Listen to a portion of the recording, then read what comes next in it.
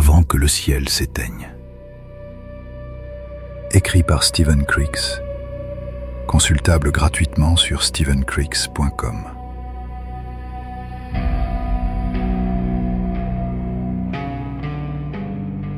Chapitre 7.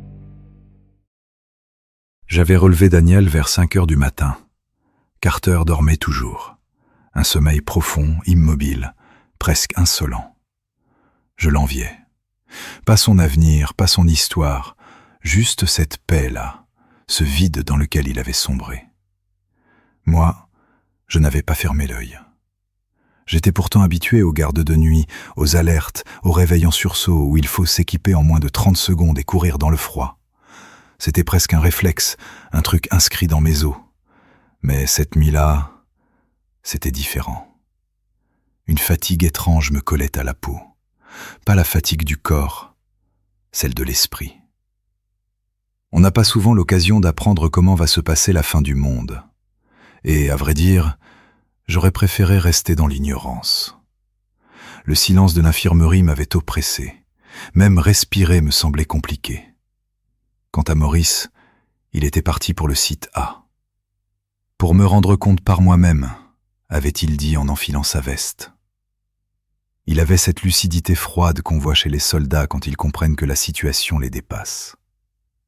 Et moi, j'avais l'impression que plus les heures passaient, plus ce truc devenait inexplicable, incompréhensible, surréaliste. Et pourtant, dans le même temps, terriblement réel. Je me levais pour relever les constantes. Le geste était automatique, presque rassurant. Un moyen idiot de tenir debout. Les machines cliquetaient doucement. Un tic-tic régulier, comme un cœur mécanique. Tout semblait normal.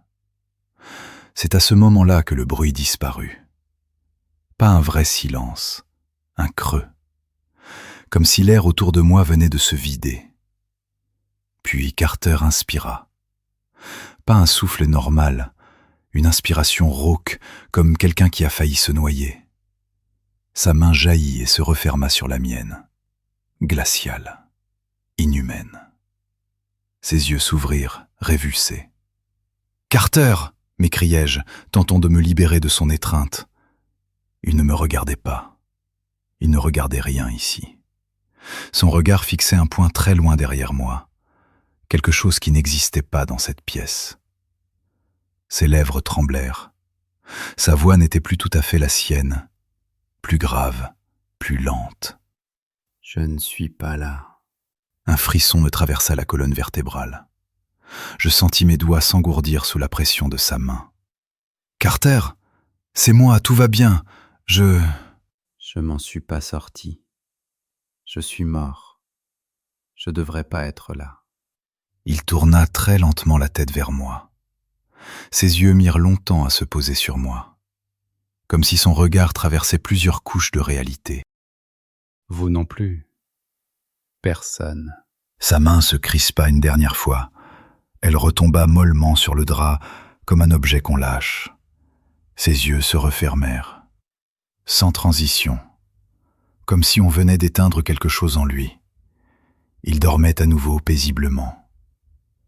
Du moins, c'est ce que je croyais.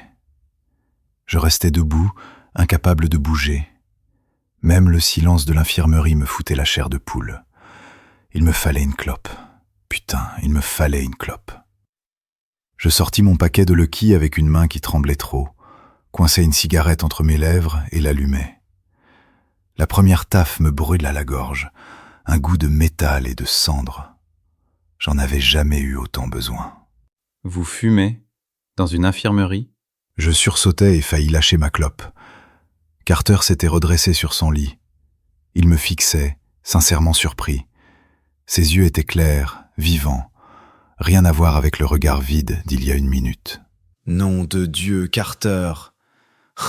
Vous m'avez flanqué une peur bleue. » Une peur bleue ? Putain, j'avais failli faire dans mon froc. Il y avait encore l'empreinte glacée de ses doigts sur mon poignet. Mais lui, rien. Silence radio. Il me regardait comme si je venais d'entrer dans la pièce. Peut-être que j'avais rêvé, peut-être. J'inspirais une bouffée de nicotine pour me donner une contenance et tendis le paquet vers lui, le bras encore raide. Vous en voulez une? Il eut un mouvement de recul, comme si je lui proposais un rat crevé. Non, bien sûr que non. Ne me dites pas qu'en 1955 on peut fumer dans une infirmerie. Je restais con, la clope au bout des doigts. Bien sûr qu'on peut. Pourquoi on pourrait pas? Carter eut un petit rictus, presque attendri. Ça, mon gars, tu l'apprendras bien assez tôt. Non, sergent, je veux pas de cigarette, mais je serais prêt à tuer quelqu'un pour un café. Vous pouvez faire ça pour moi? Je hochai la tête et partis préparer un café sur le percolateur de la salle de repos. Quand je revins dans sa chambre, Carter leva les yeux et je jurerais avoir vu une étincelle de bonheur dans son regard. Ah, merci beaucoup, Grant. Je veux dire, Steve. Vous vous sentez mieux? Il haussa les épaules, comme quelqu'un qui ne sait pas encore dans quel monde il se trouve. Difficile à dire. J'essaie toujours de comprendre ce qui m'arrive.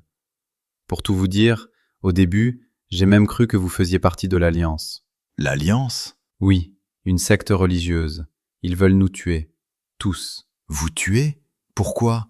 Comment on peut encore avoir des ennemis alors que vous essayez juste de survivre? Selon l'Alliance, nous empêchons les portes du paradis de s'ouvrir. Pour eux, la sentence divine était claire. L'humanité devait disparaître, les morts allaient sortir de leur tombe, le jour du jugement allait arriver. Mais nous, les survivants, on a triché. On a refusé de mourir. Tant qu'un seul être humain reste en vie, le paradis reste fermé. Ils y croient dur comme fer. C'est pour ça qu'ils nous combattent. Ça n'a aucun sens. Quand ils se seront débarrassés de vous, il se passe quoi? Je sais pas, un grand suicide collectif, j'imagine. Le pire, c'est qu'on ne sait jamais qui en fait partie. N'importe qui peut basculer. Des gens épuisés par notre refuge, fatigués d'attendre la fin dans un bunker, séduits par le paradis qu'on leur promet. Il secoua la tête lentement. Quand on vit assez longtemps dans un tombeau, Grant, la folie trouve toujours une brèche. On vit avec l'idée que n'importe lequel d'entre nous peut nous trahir. Et parfois, ça arrive. Carter but une gorgée de café comme si c'était du nectar. Tu sais, Grant, j'ai pas bu de café depuis... je sais même plus depuis quand. Il leva les yeux vers moi. Tu as des gosses? Non, ni gosse, ni femme. Le mensonge me brûla un peu les lèvres. Techniquement, c'était vrai. Mais le visage de Clara s'imposa aussitôt à mon esprit. Depuis notre rencontre, je n'étais plus vraiment seul dans ma tête. Il acquiesça lentement. Alors tu peux pas comprendre. Moi j'ai une femme et une fille. La décision la plus dure pour moi, ça a été de les laisser. J'ai fait tout ça pour qu'un jour elles puissent vivre à l'air libre, comme avant. En partant, je savais que je les reverrais jamais, quoi qu'il arrive. J'ai dû mentir à ma fille, je lui ai juste dit que j'allais rallumer le ciel. C'est à ce moment que Maurice entra dans la chambre, visiblement agité. Repos, sergent. Bonjour, Carter. Vous avez l'air d'aller mieux qu'hier. Oui, mon colonel, je me sens mieux. Maurice tire une chaise et s'assit près du lit. Carter, je reviens du site A, le lieu du premier crash, celui de votre compagnon de mission, le commandant Johnson. Carter fronça les sourcils, sincèrement perdu. Johnson? C'est qui Johnson? Maurice ne répondit pas tout de suite. Son regard vacilla, à peine. Mais assez pour que je comprenne qu'il venait d'encaisser un uppercut en pleine gueule. Carter, dites-moi que c'est une mauvaise blague. Johnson, vous nous en avez parlé hier.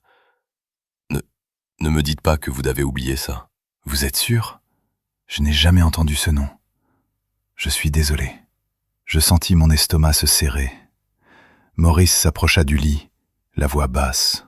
Carter, vous nous avez expliqué que votre mission était de redonner la lumière à la Terre. Ce sont vos mots. 2 appareils avaient été affrétés pour ça. Vous étiez dans l'un d'eux. Le commandant Johnson dans l'autre. Vous nous avez dit que c'était un bon copain et un excellent soldat, qu'il avait un problème sur son bouclier thermique. Carter les écoutait comme si on parlait de quelqu'un d'autre, d'une vie qui n'avait jamais été la sienne. C'est bien ma mission, colonel. Mais j'étais seul. Vraiment seul. Il n'y avait pas d'autre appareil. Vous devez faire erreur. Un silence glacé s'abattit. Maurice se tourna vers moi, les mâchoires serrées. Puis il se leva et me fit signe. Venez, Grant. On sortit dans le couloir. La porte se referma derrière nous dans un claquement sourd. Qu'est-ce qui se passe, mon colonel? J'en sais rien, Grant. Rien du tout. Je reviens du site A. J'arrive pas à y croire. Il n'y a plus rien. Mes gars avaient commencé à étiqueter les débris. Les étiquettes sont toujours là, mais plus un seul débris. Comme si l'appareil n'avait jamais existé. Si la forêt n'était pas carbonisée par endroits, je jurerais que rien ne s'est passé. Et maintenant, ce type nous dit que le deuxième appareil n'a jamais existé. Qu'il ne sait même pas qui est Johnson. Mon colonel, il s'est passé quelque chose tout à l'heure, avec Carter. Je vous écoute, Grant. Rien que d'y penser, la selle me foutait encore la chair de poule. Tout à l'heure, j'étais près de Carter. Il dormait profondément. Je relevais ses constantes et, soudain, il m'a attrapé la main. Il m'a dit qu'il était mort, qu'il ne pouvait pas être ici, que nous ne pouvions pas être ici. Puis il s'est rendormi comme si de rien n'était. À son réveil, il ne se souvenait de rien. Maurice resta silencieux. Vraiment silencieux. Quand il parla enfin, sa voix n'avait plus rien du colonel sûr de lui. Il se passe quelque chose, Grant. Quelque chose que je ne comprends pas. La disparition des débris de l'appareil sur le site A. Carter qui ne se souvient plus de Johnson. Et maintenant il dit qu'il est mort. Dans quoi? Une sorte de transe mystique. J'ai l'impression d'être dans un putain de cauchemar. C'est comme si on vivait quelque chose qui n'aurait pas dû exister. Une ombre passa dans son regard. Puis il retourna dans la chambre de Carter et je lui emboîtai le pas. Maurice reprit d'une voix plus dure. Hier, vous nous avez parlé de votre mission. Comment vous comptiez réactiver le soleil? Nous ne pouvions pas. Le soleil était mort. Rien n'aurait pu le rallumer. Mais au Cellar 1, il y avait un savant, un génie. Le professeur Weissman, un grand scientifique. Je n'ai jamais rencontré un esprit pareil. Il avait une théorie complètement folle. Une solution pour ramener la chaleur et la lumière sur la Terre. Je ne sais pas si je vais réussir à vous l'expliquer avec des mots, que vous puissiez comprendre. Essayez, on verra bien. Le trou noir qui a détruit le soleil ne détruisait pas la lumière, il la capturait. Et Weissman pensait qu'on ne pouvait pas récupérer la lumière perdue, mais qu'on pouvait forcer le trou noir à en produire une nouvelle. Il appelait ça le paradoxe de réémission. Ce trou noir devait devenir notre soleil de substitution. Pas une étoile, une source de lumière forcée. Pour ça, je devais injecter suffisamment de matière dans son disque d'accrétion. Beaucoup de matière, juste assez pour qu'il brille, et qu'il renvoie vers la Terre ce qu'il nous avait volé. J'essaie de vous suivre, Carter, mais quand vous dites « matière », vous parlez de quoi exactement? D'une bombe nucléaire? Non. Une bombe, c'est juste une étincelle, pas du carburant. Un trou noir a besoin de masse, de vraie masse. Il posa sa main à plat sur la couverture, comme pour matérialiser ce qu'il disait. Je transportais des capsules hyper denses, des sphères pas plus grandes qu'une orange, mais qui avaient chacune la masse d'un astéroïde. Les gardiens appelaient ça des cœurs d'injection. Mon rôle était de les libérer, juste au bord du disque, assez près pour qu'elles soient avalées, assez loin pour que je survive assez longtemps pour pouvoir les envoyer. Vous partiez pour une mission suicide, soldat? Oui. Pas officiellement, mais oui. Je savais que je n'en reviendrais pas. Je ne pensais qu'à ma femme et à ma fille. Je ne supportais pas l'idée qu'elles restent enfermées dans Cellar 1 pour le reste de leur vie, à attendre la fin dans un tombeau de béton. Je voulais qu'elles puissent un jour sentir l'air à nouveau, la vraie lumière, marcher dans un jardin, dehors. C'était la mission la plus difficile de toute ma vie. Et la dernière. Maurice se pencha légèrement vers Carter. Alors, si vous deviez injecter le carburant, qui était chargé de faire l'étincelle? Carter ouvrit la bouche, mais aucun son n'en sortit. Ses yeux passaient de Maurice à moi, perdus, comme si on lui demandait de se souvenir d'un rêve qui s'effiloche. Je sentis mon cœur se serrer. Maurice insista, plus dur. Qui devait déclencher l'allumage final, Carter? Qui? Carter cligna des yeux, désemparé. Je sais pas. Et là, tout se remit en place. Comme la dernière pièce d'un puzzle. C'était Johnson, le deuxième pilote. Celui dont les débris s'étaient volatilisés ce matin. Je regardais le visage de Carter. Il ne mentait pas.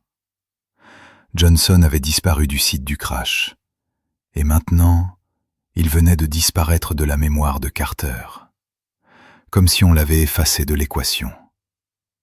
Un frisson me parcourut l'échine. Si l'allumeur n'existait plus, alors la mission était foutue. Maurice allait parler quand le capitaine Daniels entra, le visage livide. « Mon colonel, dit-il d'une voix blanche. je crois que vous devriez venir. J'ai jamais vu un truc pareil. » Nous avons suivi Daniels à l'extérieur de l'infirmerie. Arrivé près des clôtures de la base, Daniels s'arrêta et pointa l'horizon vers le sud. Et là, je compris pourquoi sa voix tremblait. Très loin devant nous, le ciel bleu se déchirait. Un rideau noir, immense, parfaitement lisse, avançait lentement comme une vague figée. Pas une tempête, pas un nuage, pas de fumée. Un voile, un manteau d'obscurité pure, sans lumière, sans relief, sans ombre.